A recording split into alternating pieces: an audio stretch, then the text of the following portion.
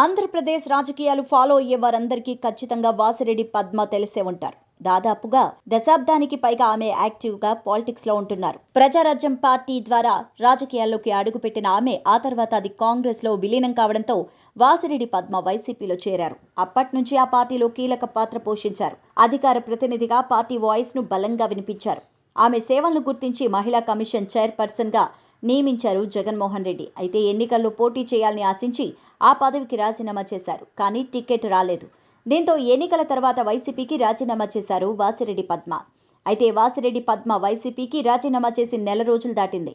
ఈ మధ్యకాలంలో ఆమె వైసీపీపై తీవ్ర విమర్శలు గుప్పిస్తున్నారు. రాజీనామా చేసినప్పుడే పార్టీ ఓటమికి జగనే కారణమంటూ ఆరోపించారు.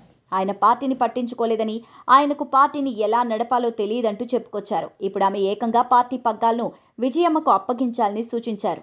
వైసీపీపై వాసిరెడ్డి పద్మ తీవ్ర విమర్శలు చేస్తూ ఉండడంతో ఆమెపై ఆ పార్టీ నేతలు తీవ్ర ఆగ్రహంతో ఉన్నారు. అధికారంలో ఉన్నప్పుడు పదవులు అనుభవించి బయటకు వెళ్లగానే విమర్శలు చేయడం సరికాదంటూ సూచిస్తున్నారు. అయినా వాసిరెడ్డి పద్మ మాత్రం తగ్గట్లేదు. చంద్రబాబు లోకేష్లను కించపరిచేలాగా పోస్టులు పెట్టినందుకు మాజీ ఎంపీ గోరంట్ల మాధవ్పై చర్యలు తీసుకోవాలంటూ పోలీసులకు ఫిర్యాదు చేశారు. దీంతో ఆమె టీడీపీలో చేరడం దాదాపుగా ఖాయమంటూ అందరూ అనుకున్నారు. తాజాగా ఆమె విజయవాడ ఎంపీ కేశినేని చిన్నితో సమావేశమయ్యారు. త్వరలోనే తాను టీడీపీలో చేరబోతున్నట్టు ఆ సమావేశం అనంతరం మీడియాకు వెల్లడించారు. ఇన్నాళ్లు ఆమె జనసేన పార్టీలో చేరతారనే ఊహాగానాలు ఉండేవి.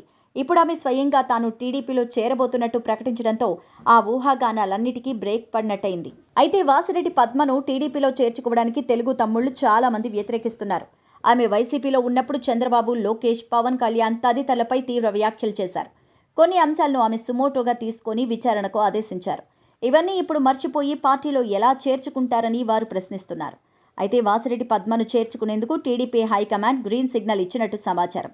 త్వరలోనే ఆమె నారా లోకేష్ సమక్షంలో పార్టీ కండువా కప్పుకోబోతున్నారని తెలుస్తోంది. గతంలో చేపట్టిన మహిళా కమిషన్ చైర్పర్సన్ పదవిని మళ్లీ ఆమెకే ఇస్తారనే ఊహాగానాలు కూడా వినిపిస్తున్నాయి. మరి వాసిరెడ్డి పద్మ చేరిక టీడీపీలో ఎలాంటి పరిణామాలకు దారితీస్తుంది అనేది వేచి చూడాలి.